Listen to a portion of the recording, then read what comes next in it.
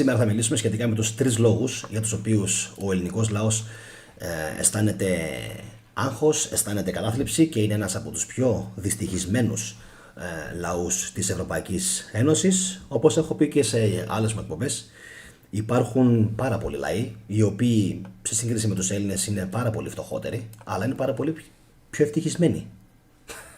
Και λες, τι γίνεται εδώ, κάτι παίζει. Δεν μπορεί. Πώς γίνεται ένας λαός όπως π.χ. το Μπουτάν, το οποίο είναι ένα όμορφο μικρό βασίλειο και βρίσκεται στην Ασία, να είναι και να παρουσιάζεται πιο ευτυχισμένο από ό,τι είναι οι Έλληνες. Το έχω αναλύσει και σε προηγούμενη εκπομπή, όπως είπα και πριν. Είναι ξεκάθαρο το ζήτημα. Οι άνθρωποι είναι βουδιστές, έχουν πολύ διαφορετική κοσμοθέαση. 3 φορές την ημέρα αντανακλούν το ζήτημα της ζωής και του θανάτου, που σημαίνει πως τους κάνει αυτή ακριβώς η εσωτερική ενδοσκόπηση της ζωής και του θανάτου.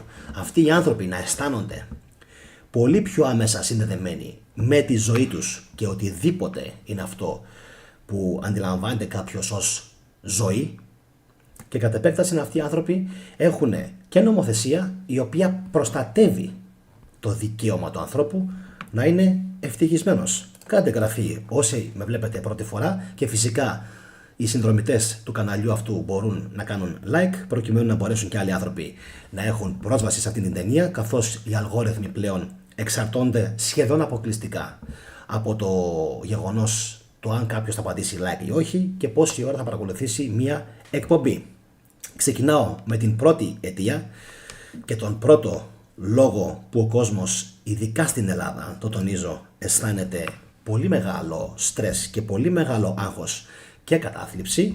Βέβαια, όπως ακριβώς συμβαίνει και με τον καρκίνο, ο λόγος που κάποιος δεν αισθάνεται καλά σίγουρα δεν είναι ποτέ μόνο ένας. Ποτέ. Οι λόγοι είναι πάρα πολλοί. Αυτό το ξεκαθαρίζω. Δεν υπάρχει περίπτωση να πάθεις ουσιαστικά κατάθλιψη, και όλα αυτά δεν τα λέω σαν ψυχολόγος, το τονίζω, δεν τα λέω σαν ψυχολόγος ούτε σαν σύμβουλος ψυχικών σχέσεων. Εντάξει, δεν είμαι ψυχολόγος, τα λέω βάσει εμπειρίας. Όποιος χρειάζεται βοήθεια, οποιοσδήποτε θέλει να βοηθηθεί στον τομέα αυτόν, θα πρέπει να αναζητήσει βοήθεια από κάποιο άτομο το οποίο ειδικεύεται σε αυτήν την επιστήμη. Εντάξει, το τονίζω, ειδικεύεται. Η ερώτησή μου η σημερινή, που είναι τι σας αγχώνει περισσότερο στη δημοσκόπηση, έχει μέχρι στιγμής 30 ψήφους και αντικατοπτρίζει, πιστεύω, μέχρι στιγμής το αποτέλεσμα ξεκάθαρα το τι συμβαίνει στην ελληνική κοινωνία. Διότι μέχρι στιγμής το 50% των ανθρώπων που έχουν ψηφίσει λέει το οικονομικό.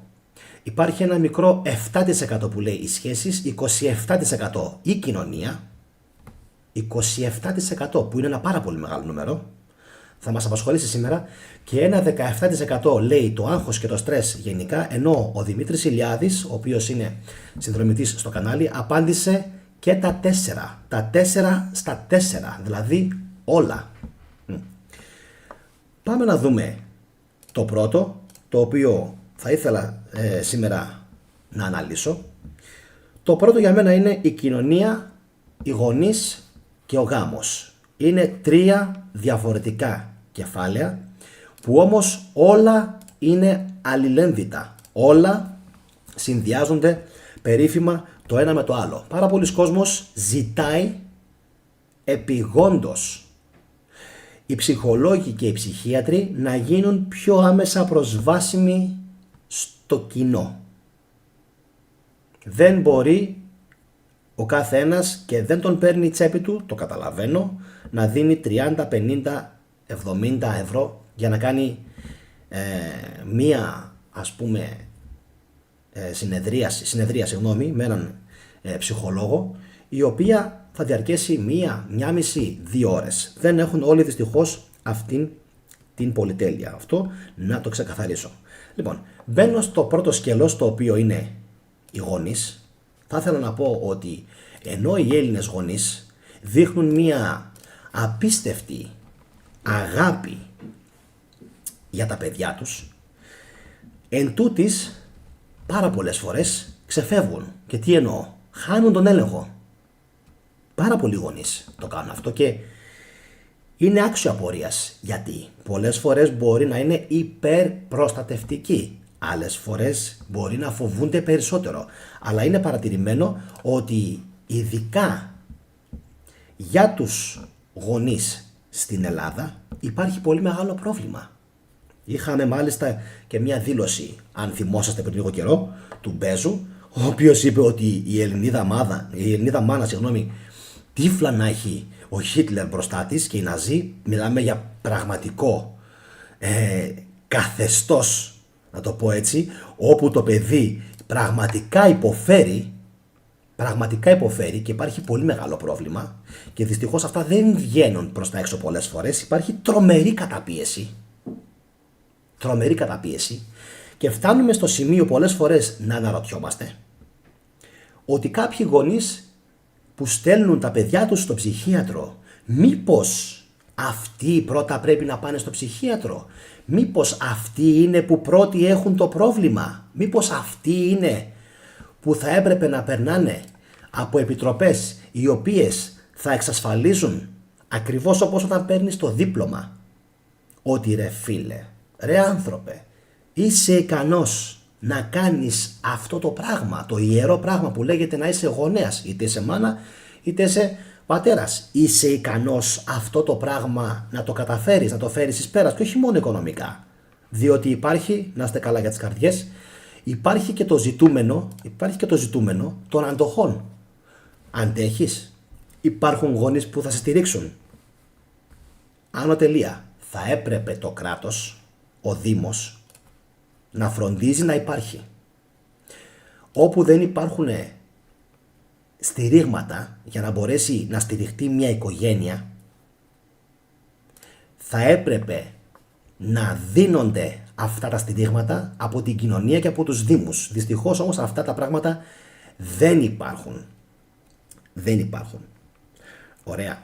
Άρα υπάρχει μεγάλο πρόβλημα με τους Έλληνες γονείς, οι οποίοι, όπως είπα και πριν, δημιουργούν μια απίστευτη καταπίεση στα παιδιά τους. Υπάρχουν άλλοι γονείς, και τώρα διαβάζω, να φανταστείτε, αυτήν την εποχή τώρα, μια καθηγήτρια από το Στάνφορντ, η οποία λέει το εξής απίστευτο.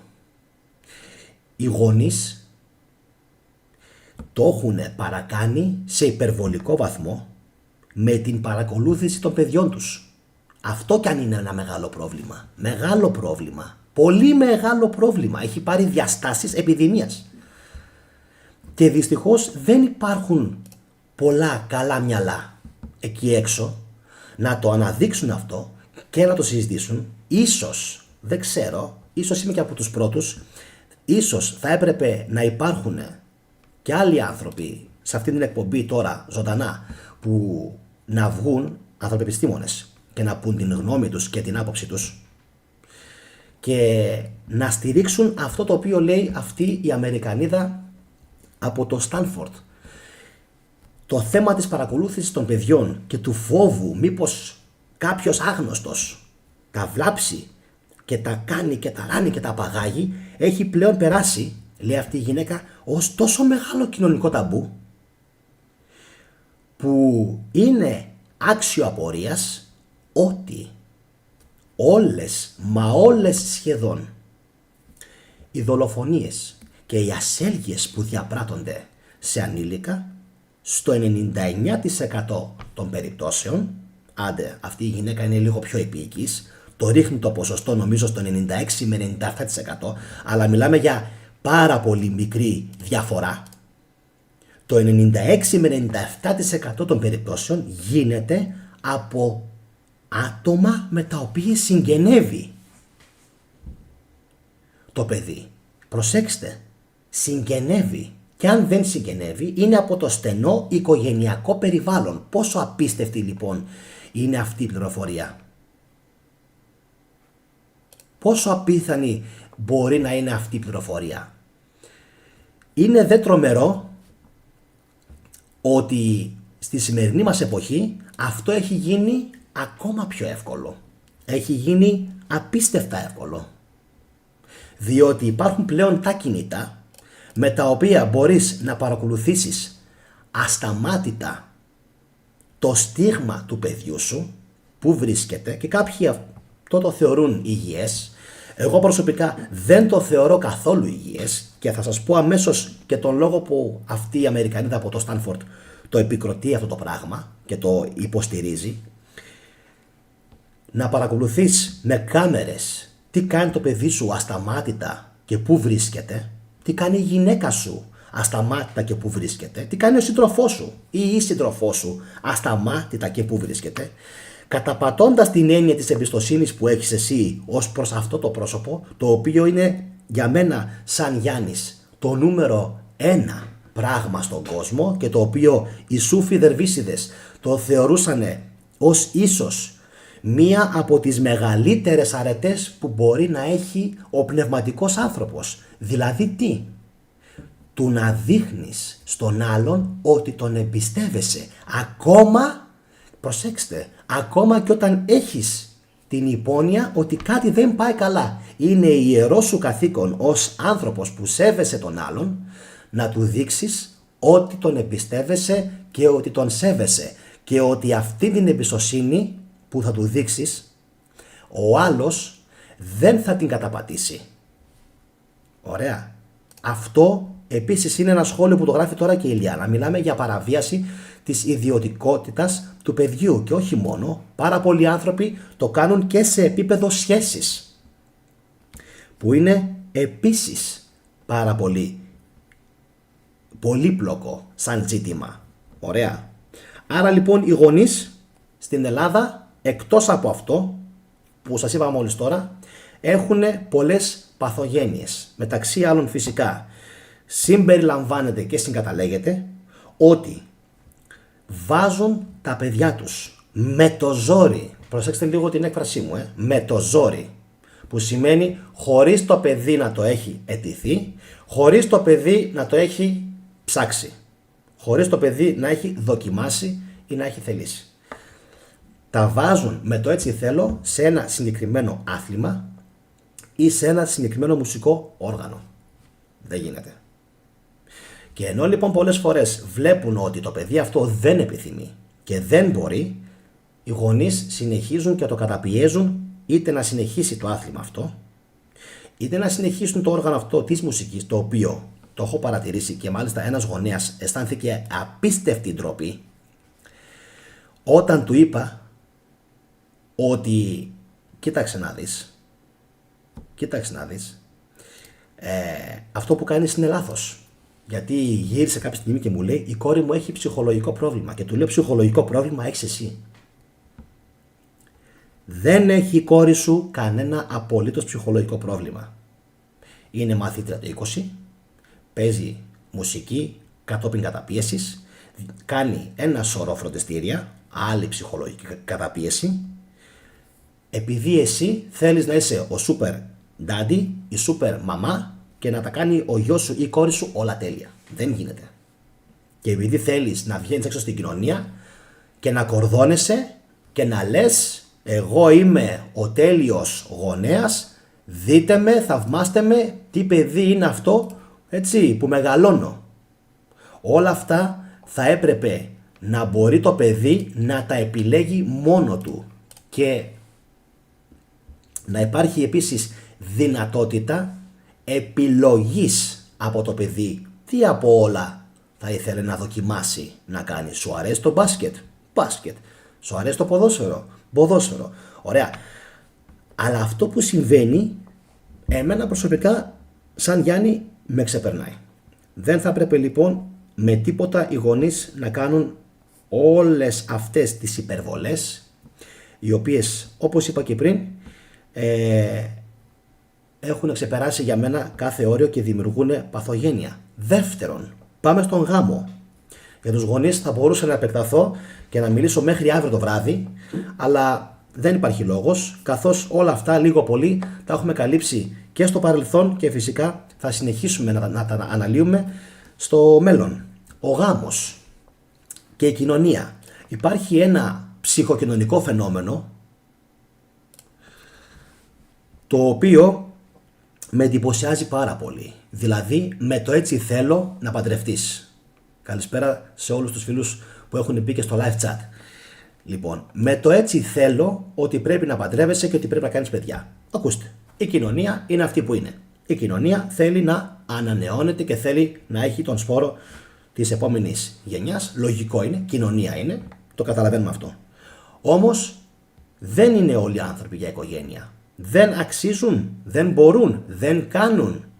Δεν είναι όλοι οι άνθρωποι για οικογένεια. Τώρα, το πώς ακριβώς γίνεται το ζήτημα της υλοποίησης, ας το πούμε έτσι, των ψυχών του κόσμου είναι για άλλη εκπομπή, για το μέλλον. Δεν μας αφορά σήμερα καν.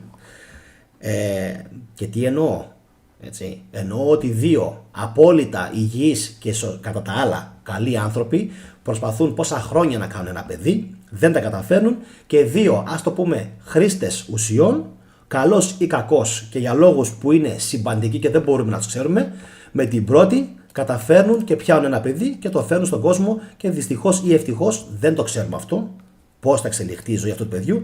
Αυτό το παιδί γεννιέται και διάγει έναν αλφα βίο. Οπότε, αυτός ο εξαναγκασμός, το να παντρευτείς και να μείνεις πολλές φορές σε έναν γάμο, είναι τεράστια πηγή δυστυχίας για πάρα πολλές γυναίκες κυρίως. Στην εποχή μας, γυναίκες παλιάσκοπης, γυναίκες οι οποίες αναγκάστηκαν με 2, 3, 4, 5, 6 παιδιά να μην δουλεύουν, να μην έχουν κάποιο χαρτί, κάποιο δίπλωμα αν θέλετε, κάποια τέχνη, κάποιο απολυτήριο στα χέρια τους, να μπορέσουν να δουλέψουν κάπου σε κάποια εταιρεία. Η Ελλάδα δεν είναι και χώρα που έχει τις εταιρείες. Και αυτές οι γυναίκες λοιπόν δυστυχώς εγκλωβίστηκαν σε έναν γάμο με μία πάρα πολύ δύσκολη συμπεριφορά πολλές φορές από πολλούς ανθρώπους και από πολλούς παράγοντες, και αναφέρομαι φυσικά και στα πεθερικά που δεν τα θέλεις πολλές φορές, αναφέρομαι και στους γονείς σου που πολλές φορές σε πιέζουν να μείνεις σε έναν γάμο, γιατί αν χωρίσεις από τον άντρα σου, για μένα εσύ δεν είσαι γυναίκα, δεν είσαι σωστή γυναίκα, δεν είσαι της εκκλησίας, δεν μετράς πλέον για κόρη μου, θα σε αποκληρώσω, θα σε κάνω πακέτο, θα σε στείλω πίσω στον άντρα σου, και χοντράδες που δεν μπορώ να τις πω τώρα. Όλα αυτά δημιουργούν ιδιαίτερη παθογένεια, ιδιαίτερα ψυχολογικής φύσεως στις γυναίκες, χωρίς όμως αυτό να σημαίνει ότι δεν συμβαίνει και στους άντρες, γιατί πάρα πολλοί άντρες που π.χ. κάνουν 2 παιδιά και τα παιδιά αυτά είναι μικρής ηλικίας, φοβούνται επίσης να χωρίσουν, καθώς προσέξτε, αφενός θα πληρώνουν νίκιο για να φύγουν από αυτόν τον γάμο. Αν έχουν σπίτι ακίνητο θα τους το πάρει η γυναίκα, θα μείνει μέσα με τα παιδιά, μην παίρνετε μερικές ιδέες, θα μείνει μέσα. Αυτός θα πληρώνει διατροφή, θα πληρώνει και το ενίκιο. Πώς θα ζήσει? Είναι πάρα πολύ δύσκολο για έναν άντρα να το αντέξει όλο αυτό, και δυστυχώς εδώ πέρα είναι που ο νομοθέτης της Ελλάδας δεν τον είδα πολύ ζεστό, δεν τον είδα πολύ στην εποχή του μέσα. Δεν βλέπω έναν νομοθέτη ο οποίος αντιλαμβάνεται και τα προβλήματα του άντρα και τις υποχρεώσεις μιας μάνας η οποία είναι σωστή σε όλα της. Και ξέρετε για ποιο λόγο συμβαίνουν όλα αυτά? Θα σας πω. Γιατί ο νομοθέτης, και τώρα δείτε μία αντιπαράθεση ιστορική με το Οθωμανικό το δίκαιο. Δείτε, προσέξτε. Ο σύγχρονος ο νομοθέτης έχει για όλα την ίδια κοπή. Απίστευτο. Ο σύγχρονος ο νομοθέτης, ό,τι και να γίνει, ό,τι και να φτάσει στην έδρα του δικαστηρίου, θα το κρίνει πάρα πολύ αυστηρά και σχεδόν πάντα με τον ίδιο τρόπο, και με τον ίδιο δικονομικό τρόπο και με τον ίδιο ποινικό τρόπο και με το ίδιο αποτέλεσμα της δίκης. Είναι απίστευτο. Αυτό και μόνο είναι να χτυπάς το κεφάλι σου στον τοίχο. Για ποιο λόγο το λέω αυτό? Ο νομοθέτης δεν θα καθίσει ποτέ του να ρωτήσει μάρτυρες, κλειδιά αυτής της υπόθεσης περί της ηθικής. Έλα εδώ. Ποιος έφτεξε? Πώς ξεκίνησαν όλα? Ποιος έκανε σε ποιον ψυχολογικό bullying? Ποιος έβλαψε τα παιδιά? Ποιος έκανε τι? Πώς ξεκίνησαν όλα? Για ποιο λόγο το λέω αυτό, θα πείτε εσείς τώρα? Στο Οθωμανικό το δίκαιο, φανταστείτε τώρα, στο Οθωμανικό το δίκαιο που ήταν ανδροκρατούμενη εποχή, ο δικαστής δεν έβγαζε πάντοτε τις ίδιες αποφάσεις. Ό,τι δηλαδή και να συνέβαινε, να έχει έναν μπούσουλα και να πει αυτή η απόφαση π.χ. λέμε τώρα που αφορά ωραία τον Ομέρ και την Εμινέ, θα είναι αυτό, το βγάζεις και έληξε. Τέλος. Έτσι κάνουν δυστυχώς τα δικαστήρια σήμερα. Αποτέλεσμα. Πολλές φορές αδικούν καλούς μπαμπάδες. Έχω δίκιο? Το ξέρετε πάρα πολύ καλά μερικοί ότι έχω δίκιο. Πολλές φορές αδικούν μία καλή και σωστή μάνα. Δεν θα λάβει λοιπόν υπόψη του το δικαστήριο ότι ο άντρας π.χ. όταν η μάνα είναι καλή ασκούσε έμεσα ψυχολογική και σωματική βία στη γυναίκα του. Και όταν λέω έμεσα ψυχολογική και σωματική βία, αναφέρομαι σε πράγματα που το κοινό τώρα ήδη φαντάζεται, αλλά δυστυχώς δεν μπορώ να πω καθώς είμαστε στον αέρα. Ο αλγόριθμος τα πιάνει όλα αυτά και να ξέρετε τα βίντεο αυτά δεν τα πολύ προωθεί. Καταλάβατε όμως εσείς τι εννοώ, σωστά? Ωραία. Το αντίθετο πολλές φορές μάλιστα. Δηλαδή, σε έναν γάμο μια γυναίκα είναι αυτή που έχει τα απόλυτα ηνία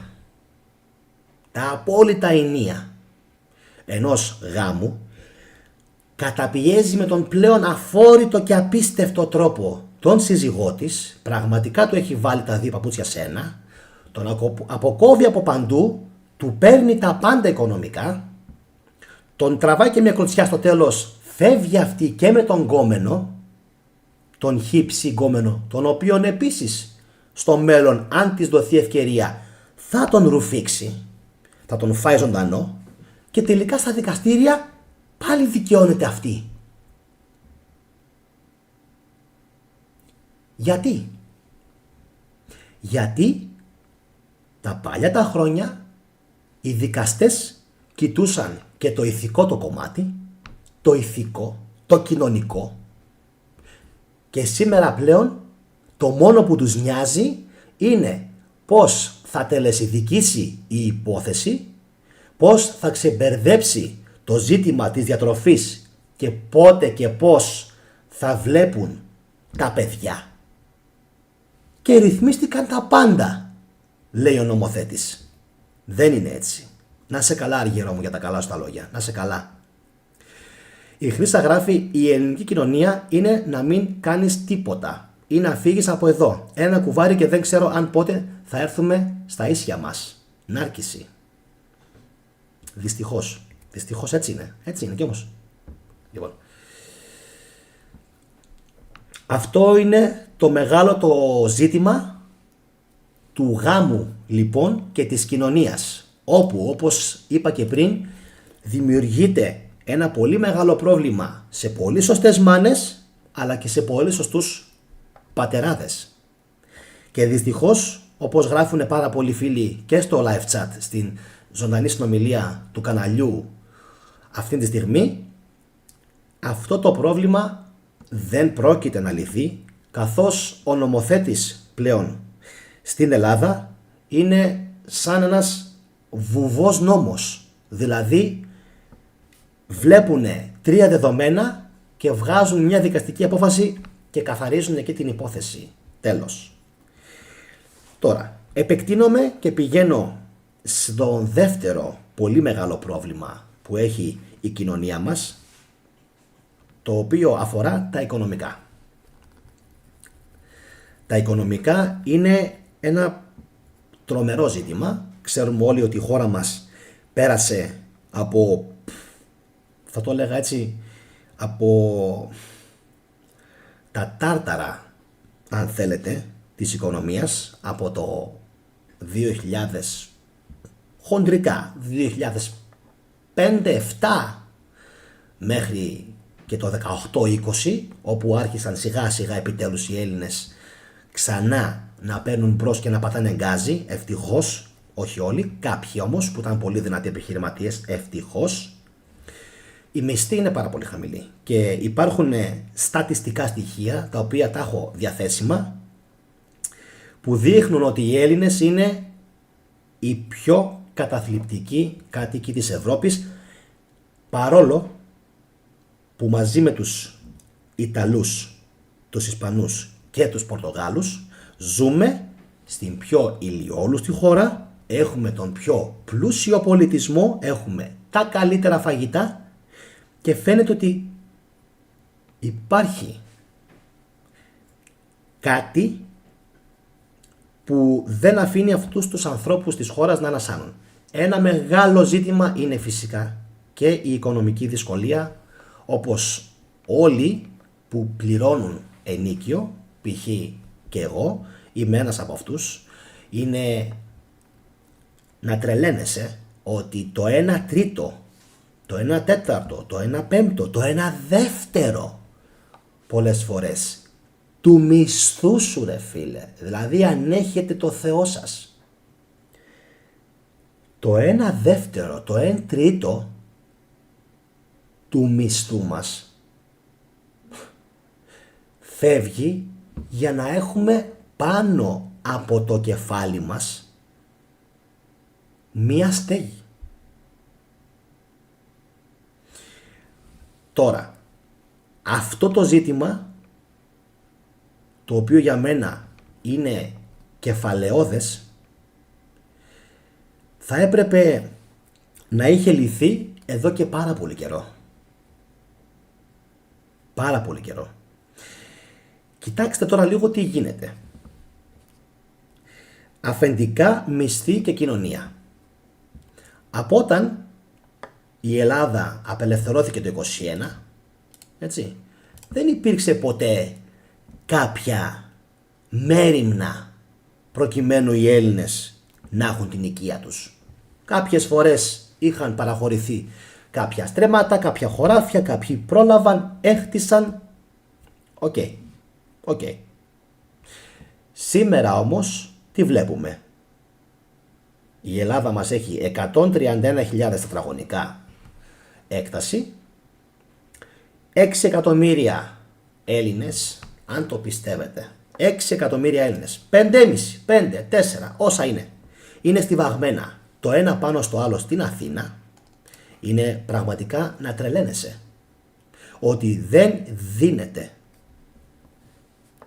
πουθενά κανένα απολύτως οικονομικό κίνητρο για αυτούς τους ανθρώπους να μπορούν να βγουν προς τα έξω, να ζήσουν πιο σε ανοιχτές περιοχές. Έχουμε τόσες όμορφες περιοχές, έχουμε Δράμα, Σέρρες, Καρπενήσι, Λιβαδιά, Αργοστόλη, Άργος, Βόλο, Λαμία. Έχουμε τόσο όμορφα μέρη και δυστυχώς δεν υπάρχει μέριμνα για πρώτη κατοικία. Ακούστε. Τι θα έπρεπε κανονικά να γίνεται? Συμφωνούμε ότι βλέπουμε ότι οι τελευταίες κυβερνήσεις, και αναφέρομαι στις κυβερνήσεις φυσικά ΣΥΡΙΖΑ, νομίζω, ναι, ΣΥΡΙΖΑ και ταύτην που είναι η Νέα Δημοκρατία, υπάρχει το επίδομα για το ενίκιο. Ωραία, οκ, κάτι είναι και αυτό, από το 0 και από το καθόλου, κάτι είναι και αυτό, αλλά όταν, όπως είπα και πριν, φεύγει ένα τόσο μεγάλο μέρος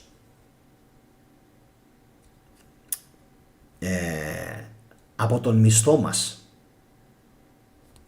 στο ενίκιο, το 1/2, το 1/3, πώς θα ζήσουμε? Με τα επιδόματα ή δεν κάνουμε καλή διαχείριση? Όχι φυσικά. Είναι πάρα πολύ δύσκολο να έχεις και τη ΔΕΗ να πληρώσεις, να έχεις και θέρμανση να πληρώσεις και ενίκιο, όπου εκεί θα σου φύγουνε, όπου εκεί δεν θέλω να ακούω μαλακίες, εντάξει, από τον Παναγιώτη Σπυρίδωνος. Λοιπόν,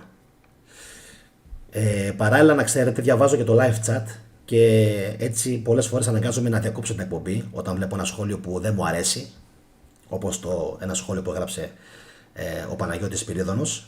Δεν εξοντώθηκε ποτέ κανένας με το παιδομάζωμα, δεν υπήρξε εξόντωση, υπήρξε χρησιμοποίηση των Ελλήνων στο στράτευμα, και αυτοί οι απόγονοι του παιδομαζώματος έγιναν οι γενίτσαροι, οι οποίοι οι γενίτσαροι, για εσάς που δεν ξέρετε ιστορία Παναγιώτης Σπυρίδωνος, είναι οι σημερινοί κάτοικοι της Τουρκίας, των παραλίων και της Κωνσταντινουπόλεως. Αυτοί όλοι οι γενίτσαροι είναι Έλληνες. Εντάξει, γι' αυτό και είναι και έξυπνοι, και την επόμενη φορά που θα γράψεις τέτοιο ψεύτικο σχόλιο θα φύγεις και από το κανάλι. Λοιπόν, έχουμε λοιπόν και λέμε μισθή παύλα αφεντικά. Τα αφεντικά είναι ένα άλλο κεφάλαιο. Όπως είπα και πριν, υπάρχουν κάποιοι οι οποίοι ρυθμίζουν τα ενίκια μας. Το πόσο ενίκιο θα πληρώνουμε, το πόσο ακριβή θα ορίζεται η γη. Όλα αυτά φυσικά έχουν σχέση με την οικονομία μιας χώρας, έχουν σχέση με τον πληθωρισμό, έχουν σχέση με πάρα πολλά πράγματα. Το καταλαβαίνω ότι όλοι αυτοί που έχουν ακίνητα και είναι εισοδηματίες, πολλές φορές είναι επιχειρηματίες, πολλές φορές είναι τα δεξιά χέρια των κυβερνήσεων. Το καταλαβαίνω αυτό. Αυτό όμως που δεν καταλαβαίνουμε τίποτα είναι για ποιο λόγο πρέπει αυτά να παραμένουν τόσο υψηλά. Αν είναι δυνατόν, όταν βλέπουμε ότι υπάρχει τόσο μεγάλο οικιστικό πρόβλημα, να συνεχίζουν να έχουν τόσο ακριβά τα ενίκια. Και τα ενίκια τα θέλουμε οικονομικά κυρίως για τους Έλληνες. Έτσι. Εδώ θα μου επιτρέψετε να σας πω ότι πρώτα, αυτό εξυπακούεται, είσαι ή δεν είσαι κράτος δικαίου, με συνέχεια και με ιστορία. Πρώτα θα είσαι λοιπόν για τους Έλληνες, που σημαίνει ότι οι Έλληνες που έχουν οι πρόγονοί τους πολεμήσει για τη χώρα αυτή θα πρέπει να δικαιούνται περισσότερα επιδόματα, περισσότερες μειώσεις και εκπτώσεις στα ενίκια, και εννοείται ότι οι μάνες με κεφαλαία που πολεμάνε με 1, 2, 3 παιδιά, όλοι αυτοί θα έπρεπε να δικαιούνται, και φυσικά πατεράδες, έτσι, εννοείται, με παιδιά, να δικαιούνται περισσότερα επιδόματα και περισσότερες εκπτώσεις και επιστροφές στα ενίκια τους. Να διαβάσω λίγο ένα σχόλιο που έγραψε ο Δημήτρης Ηλιάδης, γιατί βλέπω ότι παίρνει πολλά συγχαρητήρια από φίλους του καναλιού. Κάνω 3 δουλειές, λέει ο Δημήτρης. Κάνω 3 δουλειές γιατί έχω υποχρεώσεις ιατροφαρμακευτικής φύσεως για δικούς μου ανθρώπους. Και φυσικά πήρε πολλαπλά συγχαρητήρια από φίλους του καναλιού. Να είσαι καλά, μπράβο στο κουράγιο σου, και από μένα θα πάρεις εννοείται εύσημα και συγχαρητήρια. Πριν λίγες ημέρες, όπως εσύ ακριβώς, έτσι και ένας άλλος φίλος έγραψε ότι δουλεύει τα λίκα, παρακολουθεί όποτε μπορεί, το κανάλι αυτό, και έγραψε ότι κάνει 2 δουλειές, έχει τη γυναίκα του στο σπίτι και πραγματικά ψοφάει στην κούραση προκειμένου να φέρει εις πέρας τα προστοζήν για την οικογένειά του. Άξιος. Αυτοί οι άνθρωποι είναι άξιοι. Ο Κώστας από την Αυστραλία, εκεί τώρα η ώρα είναι διαφορετική από ότι εδώ, γράφει: Γιάννη, σε θέλουν να δουλεύεις 2 δουλειές για τα προστοζήν, ώστε να μην έχεις ελεύθερο χρόνο και ξεκούρα στο μυαλό να σκέφτεσαι πώς θα βγεις από το μαντρί τους. Θα φτάσω και στο μαντρί, Κώστα μου. Θα φτάσω και στο μαντρί. Καλησπέρα, βασικά καλημέρα στην Αυστραλία. Εκεί η ώρα είναι διαφορετική από ό,τι εδώ νομίζω. Είναι πρωί εκεί τώρα. Εδώ είμαστε 10:48 το βράδυ.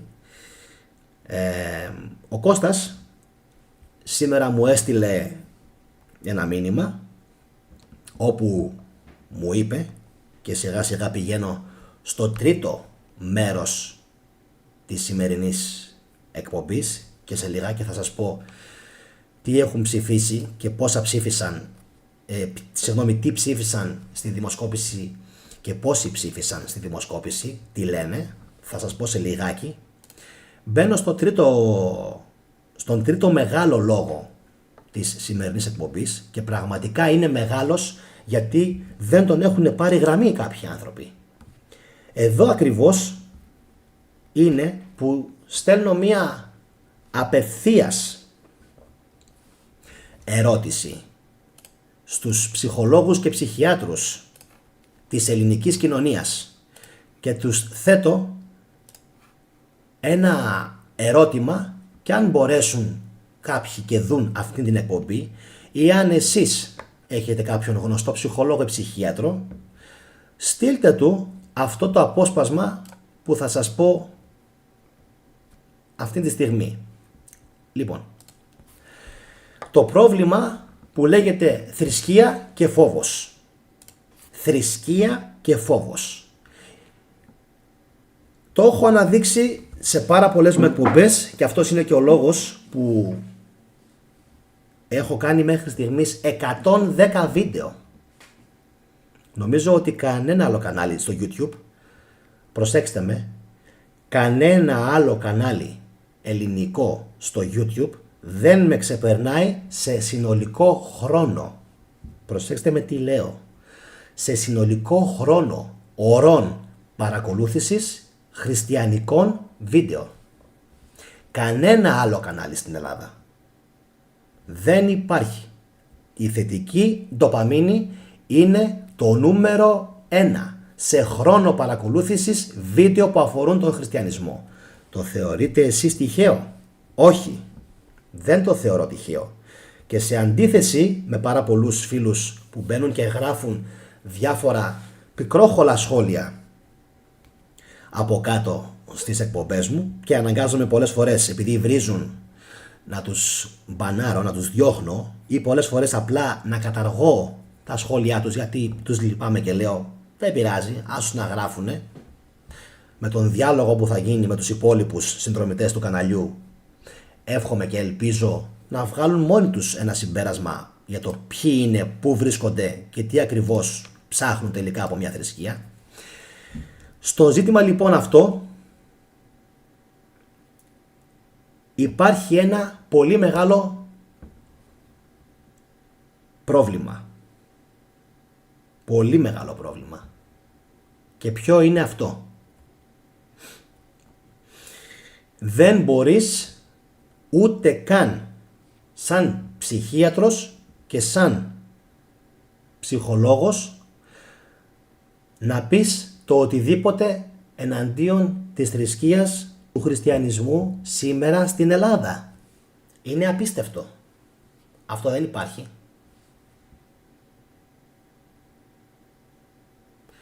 Είναι τρομερό.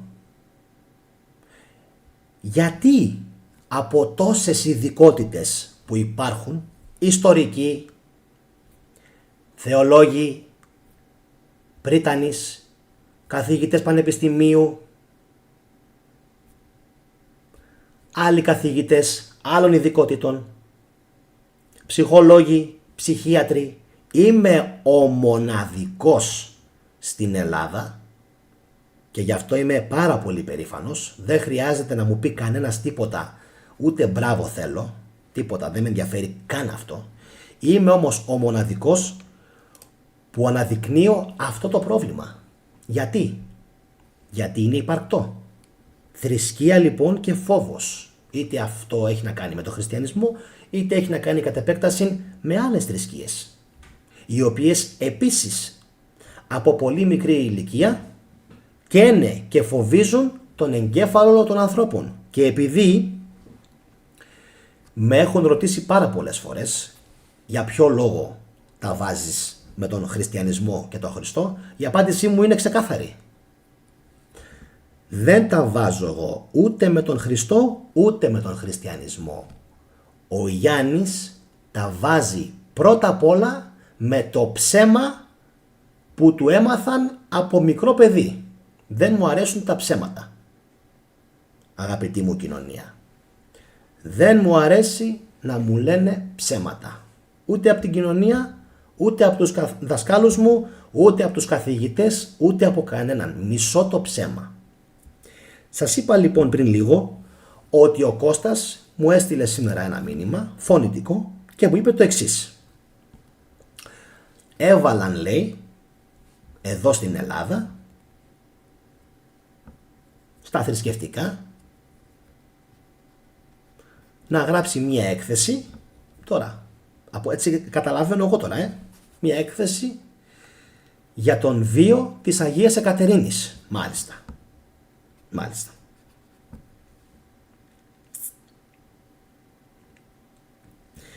Όποιος κάνει μία έρευνα για αυτήν την προσωπικότητα που λέγεται Αγία Κατερίνη π.χ., όπως και για την προσωπικότητα Ιησούς Χριστός, θα διαπιστώσει ότι στερείται ιστορικής βάσεως, ας πούμε.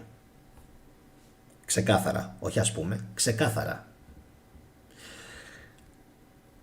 Αυτό λοιπόν από μόνο του θα μπορούσε να το γράψει.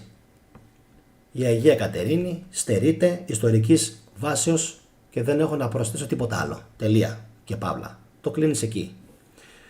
Τα πράγματα όμως δεν είναι έτσι. Διότι εδώ στην Ελλάδα δεν μπορείς να το κάνεις αυτό. Απορώ βέβαια πώς γίνεται και τι δουλειά έχει, στο σχολείο το μάθημα θρησκευτικά. Τι δουλειά έχει.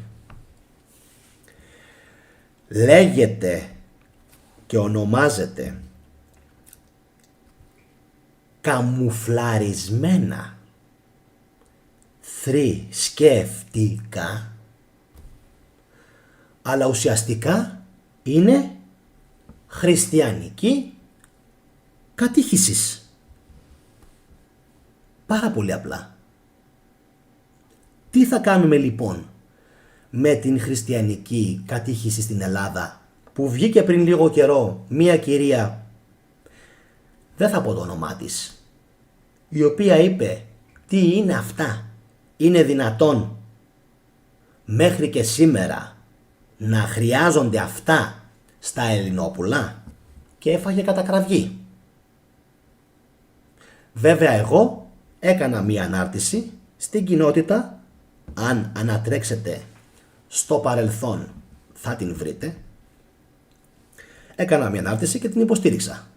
Και αυτό είναι και το σωστό.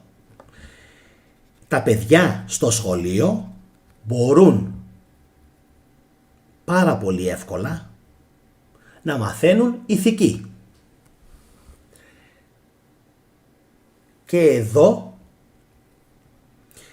έρχεται τώρα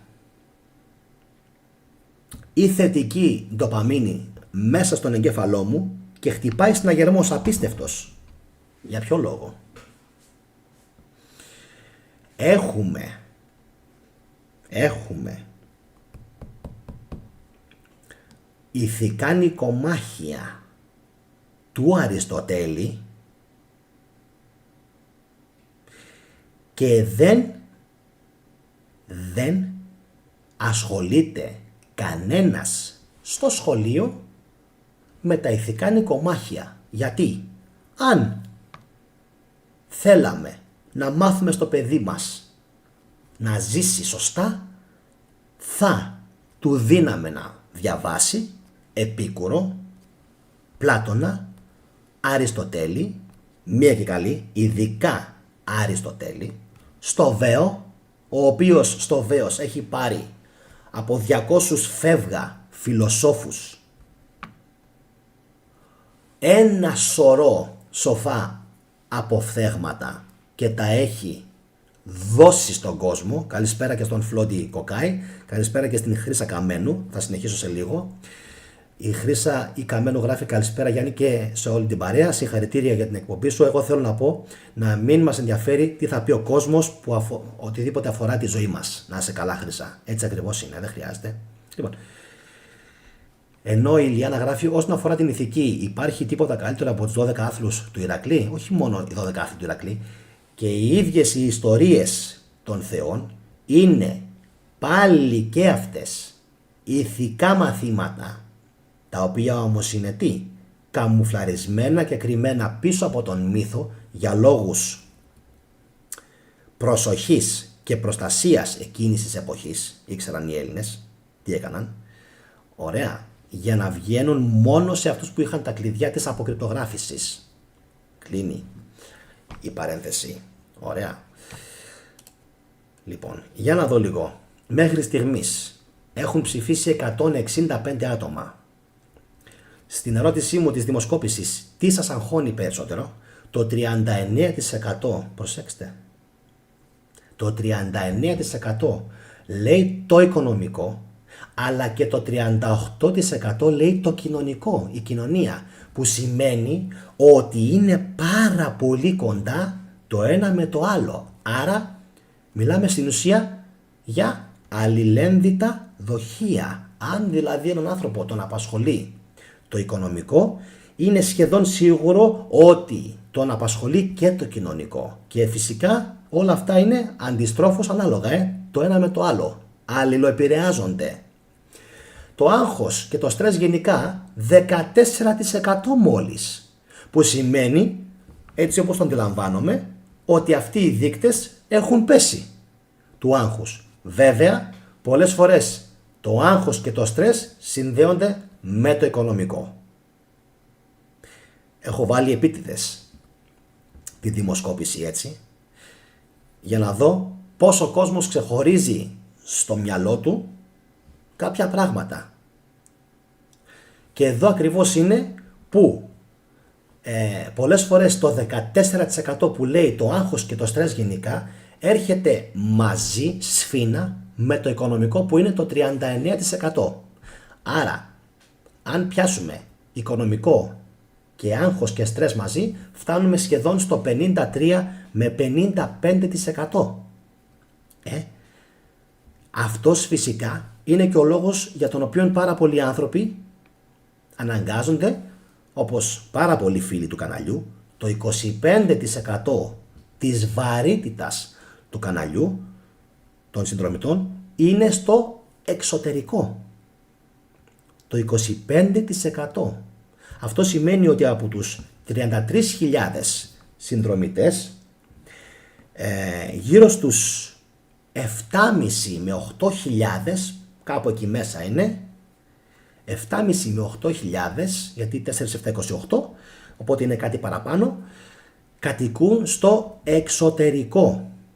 Και όπως γράφει η αξιόλογη αρετή Μπουρνά στην ζωντανή συζήτηση, βασικό μάθημα στο σχολείο θα έπρεπε να ήταν τα δελφικά παραγγέλματα. Και θα ήθελα να πω μια πάρα πολύ θερμή καλησπέρα στους Ντίο Φερεντίνο, στον Ντίο Λαγούδη, τον Δαμιανό, τον Ελμάγικο, τον Αντώνη Πρέμο, την Ηλιάνα μας, την Αρετή Μπουρνά και φυσικά όλους τους φίλους που συνδέθηκαν και έχουν γράψει σχόλιο πριν από λίγο, την Ελευθερία Δίας ή αλλιώς Δίας, τον Διονύση Χάτζη Σταμάτη και όλους τους υπόλοιπους που έχουν ήδη γράψει σχόλιο σήμερα. Αρετή μου Μπουρνά, αγαπημένη μας Αρετή Μπουρνά, πόσο δίκαιο έχεις? Ένα απλό μάθημα, δελφικά παραγγέλματα. Και φυσικά στη συνέχεια θα έπρεπε όλο αυτό να ανεβαίνει. Να ανεβαίνει και να βελτιώνεται. Έχουμε λοιπόν όμως πρόβλημα. Μεγάλο πρόβλημα. Αυτός ο φόβος που ενσταλάσσεται από πολύ μικρή ηλικία στα παιδιά δεν φεύγει εύκολα. Είναι απίστευτο. Μακρηγορώ στην σημερινή εκπομπή γιατί από τα σχόλια που μου γράφει ο κόσμος και στο TikTok και στο YouTube από το μίσος που παίρνω, πολλοί δεν μπορούν να αποδεχτούν την αλήθεια. Πολλοί αντιδρούν. Πολλοί που αντιδρούν στην αρχή μετά επανέρχονται και μου γράφουν κάτι άλλο. Πολλοί που με βρίζουν κάποια στιγμή έρχονται και μου λένε πόσο δίκαιο είχες. Γιατί φίλε μου, άλλο να δεις ένα βίντεο 2 λεπτά, άλλο να δεις ένα βίντεο 100 λεπτά, άλλο να δεις 2 βίντεο, άλλο να δεις 100 βίντεο. Το κατά πόσο πλουσιότερος εσωτερικά θα είσαι όταν θα ξεκαθαρίσουν πολλά πράγματα μέσα σου και θα έχεις καθαρίσει από τις φοβίες της θρησκείας, τις οποίες θα τις πούμε και σε λιγάκι αναλυτικά ποιες είναι αυτές οι φοβίες που στάζει η θεοκρατία μέσα μας. Θα καταλάβετε όλοι ότι αργά ή γρήγορα ο κόσμος έρχεται στα συγκαλά του και λέει Γιάννη, είχες δίκιο. Άλλος το έκανε μετά από την πρώτη φορά που με παρακολούθησε. Υπάρχει η μαρτυρία μου σε προηγούμενη εκπομπή από μία κυρία η οποία έχει κάνει για μένα το σχόλιο του μήνα και μου έστειλε στο Facebook, στο Messenger και μου είπε ότι πραγματικά με έσωσες. Ήρθες στην χειρότερη μα χειρότερη περίοδο της ζωής μου, σε σύστησε ο αδερφός μου, έκατσα, σε παρακολούθησα και μου έλυσες τόσες πολλές απορίες με τις ερωτήσεις σου, με τις αποδείξεις σου, με την επιχειρηματολογία σου, που σήμερα εγώ αισθάνομαι αναγεννημένη. Πόσο για μένα σαν YouTuber αυτό τελείωσε, τα ξεπερνάει όλα, τελείωσε. Δεν χρειάζεται να πάρω άλλη ικανοποίηση. Η ικανοποίηση που πήρα από το γεγονός ότι μία γυναίκα βγήκε, έσπασε τα δεσμά των φόβων, γιατί δεν είχε μόνο έναν φόβο, είχε πολλούς φόβους, για μένα είναι η καλύτερη ικανοποίηση και εύχομαι το κανάλι αυτό να μείνει ανοιχτό για πάρα πολλά χρόνια ακόμα και όταν πρώτα ο Θεός δεν θα είμαι εδώ, για να μπορέσει να φωτίσει όσο το δυνατόν περισσότερο κόσμο, όσο το δυνατόν περισσότερες ψυχές να αντλήσουν πληροφορίες που θα τους βοηθήσουν να απαλλαγούν από τα δεσμά του φόβου. Άγγελος Πατινιώτης, σχόλιο. Γεια στην εκπομπή, γεια σου θετικέ Γιάννη, ένα μεγάλο μπράβο. Πάμε δυνατά, σε ακούω τώρα που ταξιδεύω. Καλό σου ταξίδι. Και επειδή και οι δύο μας μιλάμε ισπανικά, θα σου το πω μάλλον στα ισπανικά, λέει κάτσε λίγο, la lucha vamos fuerte, un abrazo hermano, και θα το καταλάβεις. Να σε καλά, να σε καλά. Μου στέλνει μια αγκαλιά ο Άγγελος και μου γράφει πάμε δυνατά, vamos fuerte, να σε καλά. Σε λίγο καιρό ετοιμάζω ταξίδι, Άγγελε, στην Βαρκελόνη. Εύχομαι και ελπίζω να πάνε όλα καλά. Ο Αλέξιος Γιοργαλάς, πάνω σε αυτά που έλεγα πριν από λίγο, γράφει: θεωρείς ότι ο χριστιανισμός έχει ευνουχίσει πνευματικά και νοητικά τον Έλληνα? Η απάντησή μου είναι ναι. Πνευματικά όχι. Γιατί υπάρχουν πάρα πολλοί άνθρωποι οι οποίοι είναι, δηλαδή πνευματικά και ναι και όχι, οι οποίοι είναι μεγάλα παραδείγματα πνευματικότητας, εξυπνάδας, ευφυΐας, αλλά νοητικά εκεί μπορεί να πάσχουν, γιατί μπορεί να φοβούνται. Τώρα, πάμε λίγο να δούμε αυτός ο τρόμος που έχει ο κόσμος, πώς επεκτείνεται. Υπάρχει μάλιστα και ένα βιβλίο, καλησπέρα και στην Μπένη την Καραχρήστο που συνδέθηκε. Υπάρχει ένα βιβλίο το οποίο ονομάζεται «Θρησκεία και φόβος». Το πήρα πριν λίγο καιρό, δεν το έχω ανοίξει, δεν το έχω διαβάσει καθόλου. Σας το προτείνω όμως, λογικά θα γράφει μέσα αυτά που θα σας πω και εγώ σε λιγάκι. Το έχουμε πει σε προηγούμενες μας εκπομπές. Δεν φτάνει λοιπόν που έχουμε τα χειρότερα αφεντικά της Ευρώπης, γιατί νομίζω έχουμε από τα χειρότερα παραδείγματα αφεντικών ανά την Ιφίλιο, δυστυχώς. Είναι ό,τι χειρότερο έχει δημιουργήσει ποτέ το Ελλαδιστάν, όχι η Ελλάδα, το Ελλαδιστάν. Αναφέρομαι στο οπισθοδρομικό Ελλαδιστάν. Είναι τόσο κακοί αυτοί οι άνθρωποι, χαίρονται όταν το προσωπικό τους δεινοπαθεί, χαίρονται όταν ο Ντελιβεράς έχει μια δύσκολη ημέρα, χαίρονται να ρίχνουν ψυχολογικά αυτούς τους ανθρώπους, το απολαμβάνουν όταν έχουν την μεγάλη τους ιδέα για τον εαυτό τους ότι εγώ έχω αξία. Έχω αξία, μετράω, είμαι πλούσιος, και όμως ο πλούτος δεν μετριέται έτσι. Απόδειξη γι' αυτό είναι ότι πάρα πολύ φτωχοί, και αναφέρομαι σε κάποιους μαύρους φτωχούς και του κολονού, η οικογένεια Αντετοκούμπο παλιά, και πολλούς μαύρους της Αφρικής που πήγανε στην Αμερική. Αυτοί οι άνθρωποι ήταν πολύ πιο ευτυχισμένοι από τους ανθρώπους, τους λευκούς, με τις ψευτογραβάτες τους και τους ψευτοχαρτοφυλακές τους και τα ψευτορούχα τους, τα σιδερωμένα από το καθαριστήριο, όπου τους τα καθαρίζει ένας απλός εργαζόμενος, όπου τους τα σιδερώνει ένας απλός φτωχός εργαζόμενος. Αυτός λοιπόν ο κολόμαγκας, ο πλούσιος, ο οποίος δεν μπορεί ούτε καν να σιδερώσει το δικό του ρούχο, δεν μπορεί καν να πλύνει σωστά το δικό του ρούχο, είναι εξαρτημένος από έναν άνθρωπο της φτωχολογιάς. Αυτός ο άνθρωπος φοράει λοιπόν τη γραβάτα, φοράει το κουστούμι του που του το έχει ράψει ο ράφτης, ο οποίος παλιά δεν ήταν κανένας ζάμπλουτος,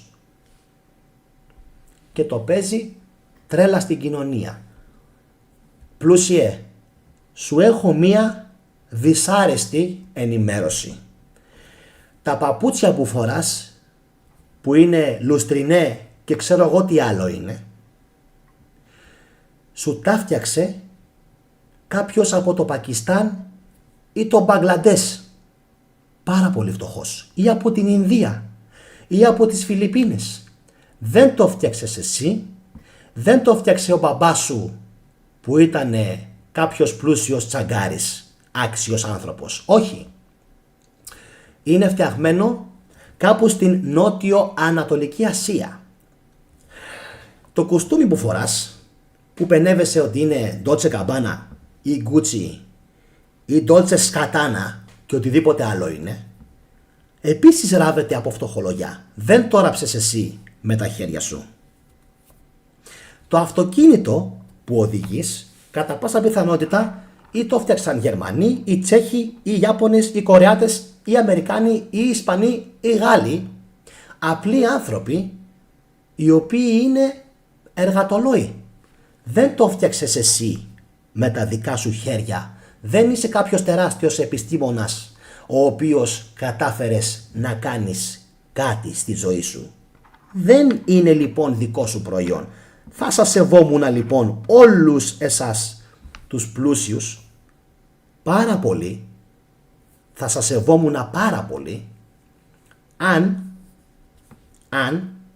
φτιάχνατε πράγματα μόνοι σας. Για παράδειγμα, αν ράβατε μόνοι σας τα κοστούμια σας, για παράδειγμα, αν συναρμολογούσατε μόνοι σας τα αυτοκίνητά σας, αν ανεβαίνατε στην κλίμακα της ιεραρχίας και της ελληνικής κοινωνίας χωρίς να βλάψετε τους ανθρώπους που δουλεύουν για σας και σας υπηρετούν και εργάζονται για σας και δουλεύουν για σας. Ένα μήνυμα θα ήθελα να στείλω σήμερα στην φτωχολογιά της Ελλάδας. Δεν θα χρησιμοποιείτε ποτέ τον όρο ούτε για πλάκα, ούτε για αστείο, δουλειά. Ούτε για πλάκα, ούτε για αστείο δεν θα χρησιμοποιείτε τον όρο δουλειά. Η λέξη δουλειά είναι η λέξη δουλεία. Ναι, το είχα σκεφτεί όταν ήμουνα μόλις 15 ετών, αγαπητοί μου τηλεθεατές. Όταν ήμουνα 15 ετών, ότι η λέξη δουλειά έχει αλλαγή του τόνου από την παραλίγουσα στην λίγουσα, εντάξει, δουλειά, έχουν κάνει μετάθεση του τόνου ουσιαστικά, εντάξει, από την παραλίγουσα στη λίγουσα, και ως αποτέλεσμα δεν το ξέρουμε καν και συνεχώς λέμε και κάνουμε έναν κοινωνικό ψυχολογικό προγραμματισμό, και ήδη μου το γράφετε πάρα πολύ, ότι είμαστε δούλοι. Δεν είμαστε δούλοι κανενός, δεν δουλεύουμε για κανέναν. Δεν δουλεύουμε στο δημόσιο, δεν δουλεύουμε στον Δήμο, δεν δουλεύουμε στα McDonald's, δεν δουλεύουμε. Εντάξει, δημιουργούμε ή παρέχουμε εργασία. Εργαζόμαστε. Επαναλαμβάνω, ή δημιουργούμε ή παρέχουμε εργασία. Γι' αυτό και πολλές φορές στο δημόσιο λέμε υπηρεσία ή υπηρετώ. Πού υπηρετείς? Εκεί. Στο δημόσιο δεν λένε μόνο δουλεύω, λένε και υπηρεσία. Αυτό λοιπόν θα πρέπει να το σκεφτεί ο κόσμος και να το αλλάξει. Είναι ένας κρυφός προγραμματισμός ο οποίος μπαίνει και αυτός στο υποσυνείδητό μας, και από κοινού με τον φόβο που δημιουργεί η κόλαση, στην οποία θα αναφερθώ τώρα, παράγει ανθρώπους οι οποίοι δεν έχουν καθόλου περηφάνεια. Εδώ είναι το ζουμί της σημερινής μας εκπομπής. Ακούστε. Έχουμε από την μία αυτούς τους λεγόμενους μακαρισμούς της Εκκλησίας, στους οποίους θα αναφερθώ σε άλλη μου εκπομπή, διότι οι μακαρισμοί είναι, και πιστεύω θα συμφωνήσει και σε αυτό η Αρετή η Μπουρνά και όλοι οι υπόλοιποι φίλοι που βλέπουν αυτήν την εκπομπή, ότι οι μακαρισμοί της Εκκλησίας είναι ακριβώς το αντίθετο από τα δελφικά παραγγέλματα. Οι ταυτίσεις που υπάρχουν είναι ελάχιστες. Όποιες ταυτίσεις ή συνταυτίσεις υπάρχουν με τα δελφικά παραγγέλματα είναι ελάχιστες έως απειροελάχιστες. Δεν βοηθάει σε τίποτα την ελληνική κοινωνία να μην έχουν οι κάτοικοι της υπερηφάνεια, να μην έχουν οι κάτοικοι της χώρας αυτής υπερηφάνεια, που είναι καταρχάς Έλληνες, που είναι μόλις το 0,025% του πλανήτη. Φανταστείτε πόσο σπάνιο είναι να γεννηθεί κάποιος Έλληνας. 0,05 είναι πάρα πολύ μικρό το ποσοστό. Και μια χώρα σαν και αυτή να μην έχει αξιόλογους πολίτες, οι οποίοι φοβούνται, λέει τώρα, όταν θα πεθάνουν, ότι θα πάνε στην κόλαση. Θα κάνω ειδική μνήα για την κόλαση, καλησπέρα Μπόγκ, σε επόμενη εκπομπή, αλλά σήμερα θα ήθελα, χωρίς να μπω σε υπερβολική ανάλυση, να πω στο κοινό αυτού του καναλιού που με παρακολουθεί εδώ και πάρα πολύ καιρό, ότι έχω την εντύπωση ότι η κόλαση, μετά από αυτά που βλέπω στην Παλαιστίνη και στην Ιεμένη, είναι εδώ. στη γη. Εδώ. Η κόλαση είναι εδώ στη γη. Από την ημέρα που γεννιέται το ανθρώπινο πλάσμα μέχρι να πει καληνύχτα είναι σε έναν διαρκή πόλεμο.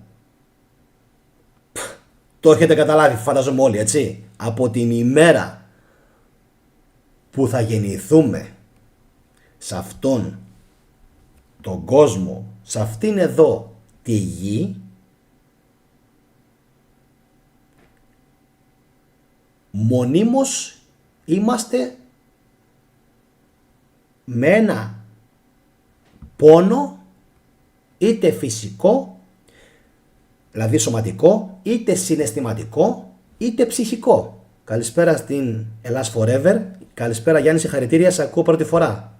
Να είσαι καλά. Λοιπόν, δεν γίνεται ο άνθρωπος, ο λογικός, να φοβάται την κόλαση. Και θα σας πω και το γιατί. Γιατί λέμε ότι η κόλαση είναι εδώ. Η κόλαση που έχει θεσπίσει η Εκκλησία, το ξέρουμε ότι έγινε πρωτίστως για λόγους κοινωνικούς. Το ξέρουμε, δεν είμαστε χαζοί. Το κάναν για να φοβούνται οι άνθρωποι που έχουν μέσα τους επιθετικές, βίαιες τάσεις. Το έκαναν με μια σωστή σκέψη ότι θα τιμωρηθούν στο μέλλον, στον άλλο κόσμο, από έναν τιμωρό Θεό, σατανά, διάβολο, όπως και να έχει. Δεν μπορεί λοιπόν να ισχύει κάτι τέτοιο. Δεν μπορεί να ισχύει. Και ο λόγος που δεν μπορεί να ισχύει αυτό το πράγμα είναι ξεκάθαρος. Τον πόλεμο στην Παλαιστίνη τον βλέπετε. Τι νομίζετε εσείς? Ότι αυτοί όλοι οι Αμερικανοσιωνιστές, οι οποίοι όλα τα όπλα του Ισραήλ, έτσι, όχι όμως όλα, σχεδόν όλα τα όπλα είναι αμερικανικά. Έχουν και από κάποιες άλλες χώρες. Λοιπόν, φοβούνται αυτοί οι άνθρωποι, λέτε εσείς τώρα, κάποια κόλαση? Φοβούνται η BlackRock τώρα, ας πούμε, και η Lockheed Martin, εταιρείες δισεκατομμυρίων συμβολέων, έτσι, δισεκατομμυρίων. Πιστεύετε ότι αυτές όλες οι μεγαλοεταιρείες που ξέρουμε όλοι και σε ποιας εθνικότητας ανθρώπους ανήκουν, λοιπόν, αυτοί όλοι πιστεύετε ότι φοβούνται μην πάνε στην κόλαση? Οι άλλοι που έχουν φάει μέχρι στιγμής 10-15 χιλιάδες βρέφη, νήπια, μωρά και μάνες, που είναι υποτίθεται η χώρα της δημιουργίας του χριστιανισμού. Απίστευτο. Από τον Ιουδαϊσμό ξεπήδησε η αίρεση του χριστιανισμού, γιατί ο χριστιανισμός, τα έχουμε αποδείξει όλα αυτά, είναι βαθύτατα Ιουδαϊκή αίρεση. Μην εκπλήσεστε, δεν τα λέω πρώτη φορά. Για όσοι με βλέπετε πρώτη φορά, τα έχω αποδείξει όλα αυτά σε 110 βίντεο. Πώς γίνεται λοιπόν αυτοί οι άνθρωποι να μην φοβούνται την τιμωρία? Πώς γίνεται? Είναι πάρα πολύ απλό. Για ποιο λόγο δεν φοβούνται την τιμωρία? Το έχουν κάνει πολλές φορές. Όταν αρχίζει κάποιος και αντιλαμβάνεται ότι αυτά που του έλεγε η Εκκλησία για τον φόβο της κόλασης και της τιμωρίας, ότι είναι μάλλον παραμυθάκια και ότι υπάρχει ο νόμος του ισχυρού στη φύση και μόνο ο νόμος του ισχυρού, αρχίζουν και δοκιμάζουν τον αλγόριθμο του Θεού. Ας τον βαφτίσουμε έτσι. Κάνουνε πρώτη εκστρατεία. Ιράκ. Δεύτερη εκστρατεία, Φιλιππίνες. Τρίτη εκστρατεία, Λάος. Τέταρτη εκστρατεία, Καμπότζη.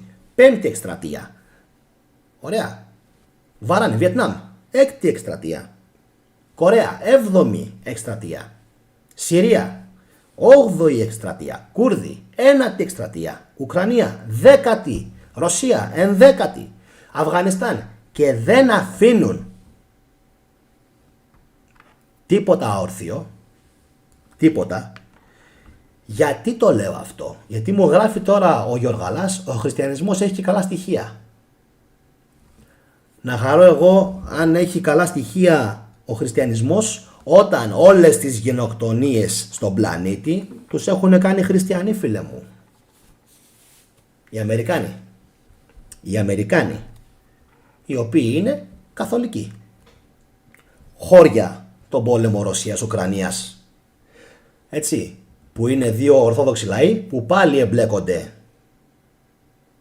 οι Αμερικανοσιωνιστές. Πώς γίνεται λοιπόν αυτοί οι άνθρωποι δεν πιστεύουν στην κόλαση? Τι πιστεύετε εσείς? Αυτοί όλοι οι άνθρωποι δεν φοβούνται τον Θεό? Φυσικά και δεν τον φοβούνται. Φοβάται ο Ροκφέλερ ή η Ρόθσαϊλντ, η Ουρσίνη? Φοβούνται όλοι αυτοί τον Θεό? Φοβούνται όλοι αυτοί οι άνθρωποι να γενοκτονήσουν 20 εκατομμύρια Ιεμενίτες, οι οποίοι δεν τους έχουν πειράξει ποτέ? Θα σας πω κάτι. Δεν είναι σήμερα βέβαια εκπομπή γεωπολιτικής ή γεωστρατηγικής, αλλά θα σας πω κάτι. Είχατε ακούσει εσείς, με εξαίρεση την δική μου εκπομπή, με εξαίρεση, γιατί είμαι ο μοναδικός Έλληνας YouTuber που εδώ και 3 χρόνια αναφέρομαι στην Ιεμένη. Είχατε ακούσει εσείς ποτέ τίποτα ότι οι Ιεμενίτες προκαλούσαν πριν από 6 μήνες? Είχατε ακούσει ποτέ την Ιεμένη να επιτίθεται στην Ερυθρά θάλασσα σε πλοία? Όχι, ποτέ. Είναι μουσουλμάνοι? Είναι. Πείραξαν ποτέ κανέναν? Όχι. Όχι. Το αντιστρέφω το ερώτημα. Και εδώ είναι που μπαίνει το ζήτημα της θρησκείας.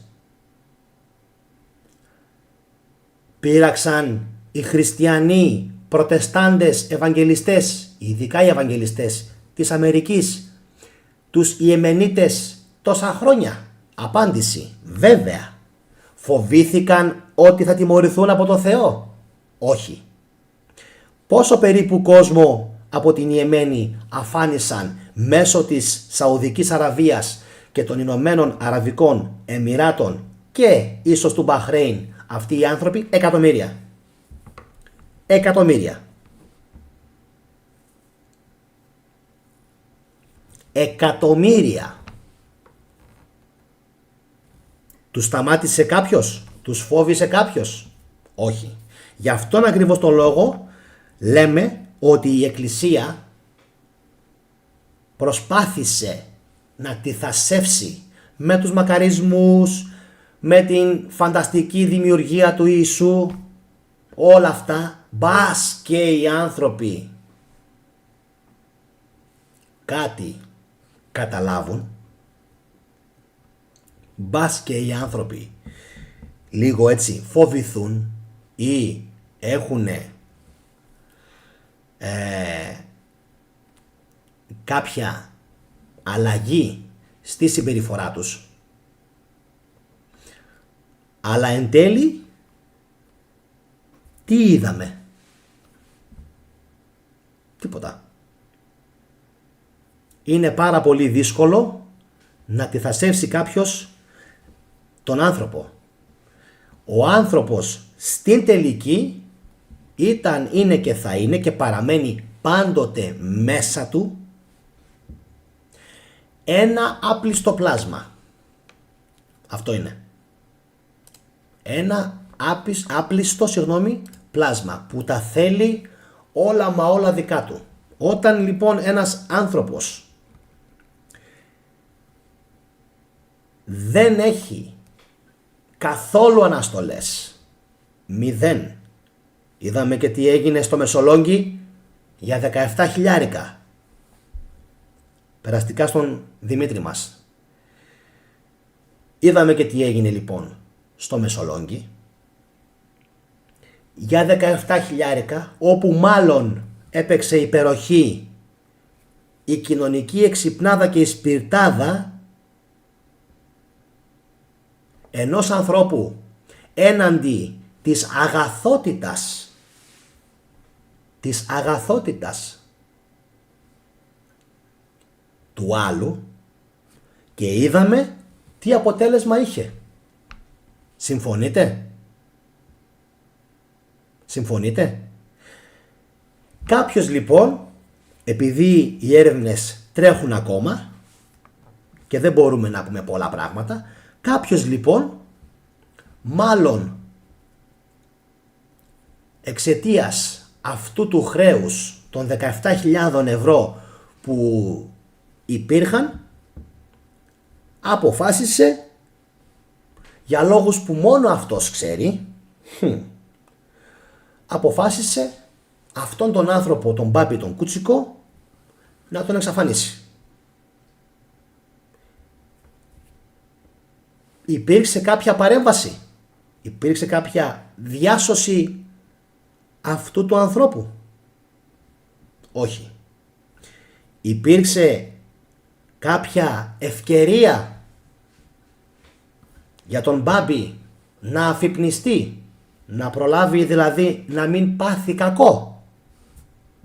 Υπήρξε κάποια προειδοποίηση από κάποια, αν θέλετε, αγγελική δύναμη? Γεια σου Γιώργο Νησιώτη. Να μπορέσει να μην πέσει στην παγίδα που του στήθηκε? Ούτε. Τίποτα από όλα αυτά. Δυστυχώς. Κρίμα.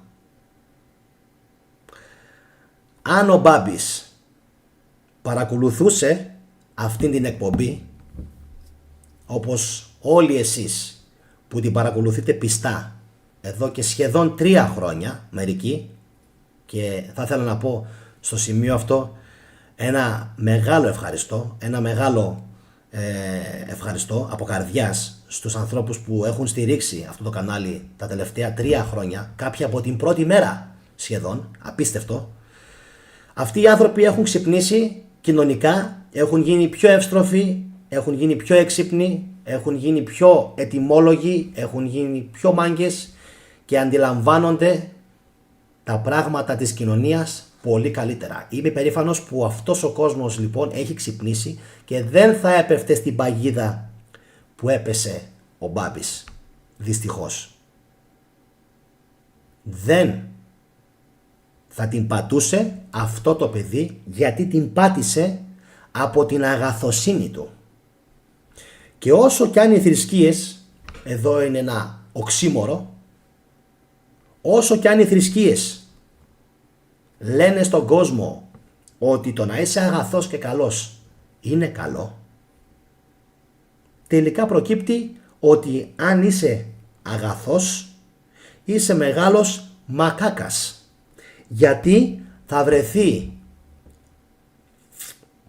βρεθεί ο κυνηγός που θα σε κυνηγήσει σαν θύραμα και θα σε εκτελέσει.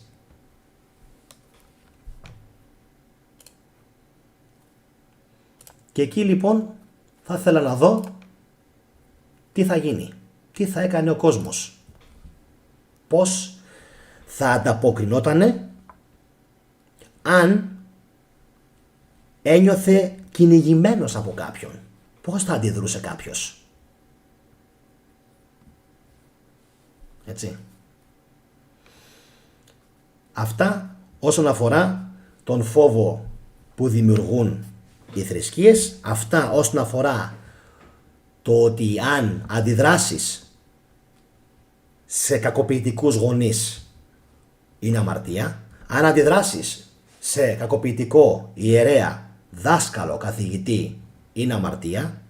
Αν αντιδράσεις σε ανθρώπους που θέλουν να σε φάνε κυριολεκτικά να σε φάνε. Είναι αμαρτία,